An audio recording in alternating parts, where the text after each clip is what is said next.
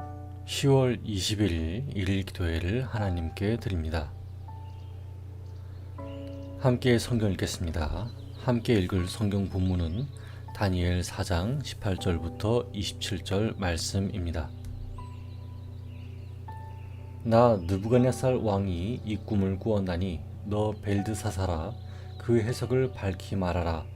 내 나라 모든 지혜자가 능히 내게 그 해석을 알게 하지 못하였으나 오직 너는 능히 하리니 이는 거룩한 신들의 영이 내 안에 있음이라. 벨드사살이라 이름한 다니엘이 한동안 놀라며 마음으로 번민하는지라. 왕이 그에게 말하여 이르기를 벨드사살아 너는 이 꿈과 그 해석으로 말미암아 번민할 것이 아니니라. 벨드사살이 대답하여 이르되 내 주여 그 꿈은 왕을 미워하는 자에게 응하며 그 해석은 왕의 대적에게 응하기를 원하나이다. 왕께서 보신 그 나무가 자라서 견고하여 지고 그 높이는 하늘에 닿았으니 땅 끝에서도 보이겠고 그 잎사귀는 아름답고 그 열매는 많아서 만민의 먹을 것이 될 만하고 들짐승은 그 아래에 살며 공중에 나는 새는 그 가지에 깃들었나이다. 왕이여 이 나무는 곧 왕이시라. 이는 왕이 자라서 견고하여 지고 창대하사 하늘에 닿으시며 권세는 땅 끝까지 미치심이니이다. 왕이 보신즉 한 순찰자 한 거룩한 자가 하늘에서 내려와서 이르기를 그 나무를 베어 없애라. 그러나 그 뿌리의 그루터기는 땅에 남겨두고 쇠와 노줄로 동이고 그것을 들풀 가운데에 두라. 그것이 하늘 이슬에 젖고 또 들짐승들과 더불어 제 몫을 얻으며 7대를 지내리라 하였나이다. 왕이여 그 해석은 이러하니이다. 곧 지극히 높으신 이가 명령하신 것이 내 주 왕에게 미칠 것이라. 왕이 사람에게서 쫓겨나서 들짐승과 함께 살며 소처럼 풀을 먹으며 하늘 이슬에 젖을 것이요 이와 같이 7대를 지낼 것이라. 그때에 지극히 높으신 이가 사람의 나라를 다스리시며 자기 뜻대로 그것을 누구에게든지 주시는 줄을 아시리이다. 또 그들이 그 나무 뿌리에 그루터기를 남겨두라 하였은즉 하나님이 다스리시는 줄을 왕이 깨달은 후에야 왕의 나라가 견고하리이다. 그런즉 왕이여 내가 아뢰는 것을 받으시고 공의를 행함으로 죄를 사하고 가난한 자를 긍휼히 여김으로 죄악을 사하소서. 그리하시면 왕의 평안함이 혹시 장구하리이다 하니라. 아멘.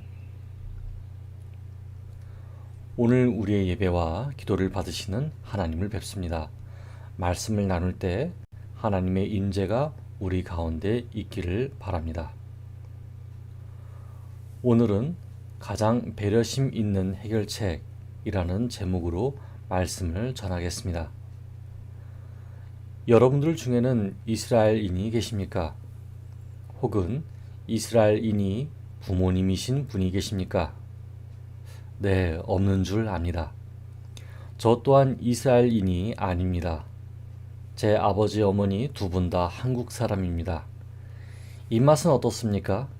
일주일 정도 빵과 양고기를 먹다 보면 두툼한 삼겹살과 김치가 절실히 생각나는 한국인입니다. 저희는 죄를 고백하고 회개할 때마다 양이나 소를 제물로 드리지 않습니다. 그럴 필요가 없거든요. 유대인을 제외하고 저희에게는 아무런 율법의 책임이 없었습니다. 다만 하나님의 아들 예수님의 희생을 통해 하나님의 긍휼과 사랑을 이해했습니다. 그 사랑이 오늘날 우리 기독교인들을 살게 했고 이 범죄 가득한 세상에서 하나님의 천국을 세워가는 사람이 되었습니다. 예루살렘 성전이 있었을 때 유대인들은 자신이 죄를 지을 때마다 속죄를 했습니다. 속죄의 방법은 성전에서 양이나 소, 염소, 비둘기를 제물로 드리는 것이었죠. 자기 자신이 사람이나 하나님께 범한 죄에 대해서는 뉘우침과 함께 다른 생명이 희생해야 했기 때문이었습니다. 그러나 다니엘이 바벨론에 붙잡혀 왔을 때 예루살렘 성전은 파괴되어 버렸습니다. 예루살렘 성전이 없어지고 난 뒤에 유대인들은 어떻게 속죄를 했을까요? 이상하게도 성경 어디에도 그들의 속죄 방법이 나와 있지 않습니다. 또한 하나님을 믿지 않는 사람들은 어떻게 속죄하여야 했을까요? 그들은 하나님을 믿지도 않았고 제사 방법도 없었으니 속죄의 기회가 없었을까요? 이 물음에 대해서 오늘 본문은 무엇을 말하고 있는 것일까요? 함께 말씀을 살펴보며 은혜를 나누고자 합니다. 함께 18절을 읽어보겠습니다. 시작. 나 느부갓네살 왕이 이 꿈을 꾸었나니 너 벨드사사라 그 해석을 밝히 말하라. 내 나라 모든 지혜자가 능히 내게 그 해석을 알게 하지 못하였으나 오직 너는 능히 하리니 이는 거룩한 신들의 영이 내 안에 있음이라. 아멘. 느부갓네살은 꿈을 꾸었습니다. 그 꿈에서는 하나의 큰 나무가 있었습니다. 큰 나무는 땅의 중앙에 자리 잡고 있었는데 너무나도 커서 하늘에 닿은 나무였습니다. 수많은 동물들이 그 나무에서 살고 있었죠. 그러나 그 나무는 한 명의 거룩한 자가 나타나자 큰일을 당했습니다. 가지가 잘리고 잎사귀가 떨구어졌습니다. 몸통이 잘리고 그루터기만 남았죠. 남아있는 그루터기는 어떻게 되었을까요? 이 또한 쇠와 노줄로 묶여서 풀이 무성한 들판에 버림을 받았습니다. 제가 꿈을 해석하는 사람이 아니라고 할지라도 별로 좋은 내용은 아닌 것 같습니다. 이는 느부갓네살도 마찬가지였죠. 느부갓네살은 자기 나라의 지혜자들에게 꿈을 풀이해 달라고 했었습니다. 그러나 아무도 그 꿈을 풀이하지 못했습니다. 다니엘을 마지막에야 찾아옵니다. 느부갓네살 말에 따르면 다니엘 안에는 거룩한 신이 있다고 생각했기 때문이라고 합니다. 과연 그럴까요? 혹시 자신이 듣고 싶은 꿈 해몽을 듣지 못하게 될까 두려워하지 않았을까요? 여러분, 만일 저와 여러분이 심상치 않은 꿈을 꾸었다면 가장 좋은 해몽을 듣기 위해 노력하지 마시고 하나님의 뜻을 알게 되기를 기도하시기 바랍니다. 다니엘은 느부갓네살의 꿈 내용을 듣자마자 매우 근심합니다. 왜냐하면 이 꿈은 다니엘 2장의 금신상의 꿈처럼 먼 미래의 일을 나타내지는 않았습니다. 그리스도의 등장 이전에 있을 매우 가까운 일, 즉 느부갓네살의 인생 중에서 벌어질 일을 암시해 두고 있기 때문이었습니다. 게다가 꿈의 내용은 징벌입니다. 24절부터 26절을 함께 읽어보도록 하겠습니다. 시작. 왕이여, 그 해석은 이러하나이다. 곧 지극히 높으신 이가 명령하신 것이 내 주 왕에게 미칠 것이라. 왕이 사람에게서 쫓겨나서 들짐승과 함께 살며 소처럼 풀을 먹으며 하늘 이슬에 젖을 것이요, 이와 같이 7대를 지낼 것이라. 그때 지극히 높으신 이가 사람의 나라를 다스리시며 자기의 뜻대로 그것을 누구에게든지 주시는 줄을 아시리이다. 또 그들이 그 나무 뿌리에 그루터기를 남겨두라 하였은즉 하나님이 다스리시는 줄을 왕이 깨달은 후에야 왕의 나라가 견고하리이다. 아멘. 여러분, 다니엘이 느부갓네살의 꿈을 풀이하던 시기, 느부갓네살의 권세는 대단했습니다. 바벨론의 군대는 막강했으며 지식과 문명은 크게 발전했습니다. 건축물은 어디에 내놓아도 화려함의 극치를 자랑했죠. 그러나 그것은 하나님이 잠시 맡기신 권세였을 뿐이었습니다. 하나님의 진노는 느부갓네살 자신이 온 땅을 다스리시는 통치자가 되었다고 착각하는 데 있었습니다.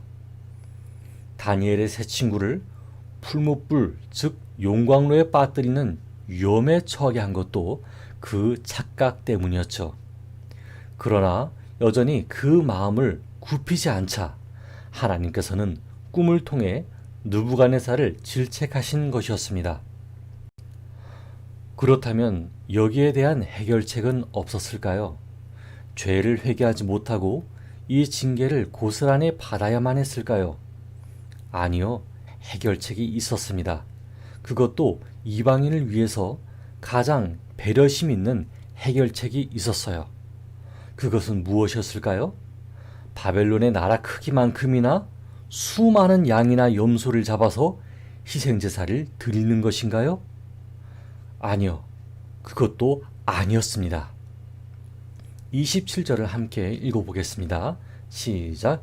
그런즉 왕이여, 내가 아뢰는 것을 받으시고 공의를 행함으로 죄를 사하고 가난한 자를 긍휼히 여김으로 죄악을 사하소서.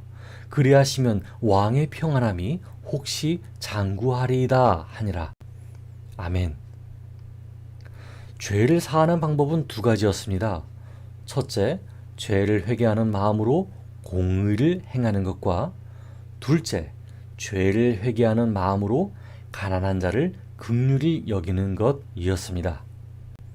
너무 간단하지 않았나요? 이방인에게 있어서 자신의 교만 때문에 받게 될 심판을 피하는 것은 일천번제가 아니었습니다. 미가서 6장에 나와 있듯이 이스라엘의 관점에서 이방인인 우리가 겸손과 함께 해야 하는 일이 있습니다. 미가서 6장 6절부터 8절을 함께 읽어보도록 하겠습니다. 시작. 내가 무엇을 가지고 여호와 앞에 나아가며 높으신 하나님께 경배할까? 내가 번제물로 일련된 송아지를 가지고 그 앞에 나아갈까? 여호와께서 천천의 순양이나 만만의 강물 같은 기름을 기뻐하실까? 내 허물을 위하여 내 맏아들을 내 영혼의 죄로 말미암아 내 몸의 열매를 드릴까? 사람아, 주께서 선한 것이 무엇임을 내게 보이셨나니 여호와께서 내게 구하시는 것은 오직 정의를 행하며 인자를 사랑하며 겸손하게 내 하나님과 함께 행하는 것이 아니냐. 아멘. 여러분, 오늘날 우리들은 예수님의 고난과 십자가 처형, 부활을 기억하며 살아갑니다. 그러나 더욱 중요한 것은 자신을 희생제물로 온전히 드리신 예수님 때문에 유대인이건 이방인이건 희생제사를 드릴 필요가 없어졌습니다. 시대로 보나 의미로 보나 하나님의 가장 배려심 있는 해결책 아닙니까? 여러분, 하나님께서는 우리가 생각했던 것보다 더욱 배려심 있는 분이십니다. 인류의 고집도 아시고 신체적인 나약함과 정신적인 나약함도 아시는 분이십니다. 오늘날 우리가 예배하는 이유도 이러한 배려심이 있는 해결책, 즉 예수님을 보내신 것을 기뻐하는 것이 아니겠습니까? 곧 겨울이 옵니다. 이번 겨울은 더 추워질지도 모른다는 생각이 듭니다. 오늘날 자신이 누리고 있는 것이 자신의 재능이며 특권이라는 생각에서 벗어나서 주변을 돌아보는 여러분 되시길 바랍니다. 제발 전도사에게 밥 산다고 하지 말고 교회 1층에 있는 자판기 커피 하나 뽑아서 이웃들에게 나눠주세요. 그러므로 하나님께서 여러분에게 가장 배려심 있는 해결책을 주셨듯이 주변인들에게 가장 배려심 있게 행동하는 저와 여러분 되기를 원합니다. 함께 기도하겠습니다. 하나님 감사합니다. 저희에게 다니엘 4장 말씀을 통해 깨달음을 주셨습니다. 하나님, 저희가 혹시 바벨론의 느부갓네살 왕처럼 하나님의 주인 되심을 거부하고 살지 않았는가 생각해 봅니다. 자기 자신이 모든 것을 다 안다고 생각하면서 우쭐해지고 교만해져서 하나님의 주권을 무시하고 있는 게 아닌지 생각해 봅니다. 저희가 하나님 앞에 겸손하겠습니다. 저희의 죄를 용서하여 주시옵소서. 저희는 하나님의 뜻을 따라서 공의를 행하고 가난한 자를 불쌍히 여기겠습니다. 저희 인류에게 가장 배려심 있는 해결책을 주셨사오니 그 해결책이 예수 그리스도임을 깨달았사오니 저희의 연약함을 불쌍히 여기시고 이 험한 세상 속에서 평안의 길로 이끌어 주시옵소서. 예수 그리스도 이름으로 기도드렸습니다. 아멘. 이제 각자의 기도 시간을 가지며 기도합니다.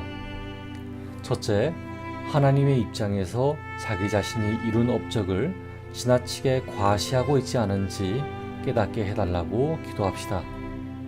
둘째, 하나님을 모르는 인류에게도 가장 배려심 있는 해결책을 주셨으니 공의를 베푸는 삶, 가난한 사람들을 불쌍히 여기는 삶을 살게 해달라고 기도합시다. 함께 기도하겠습니다.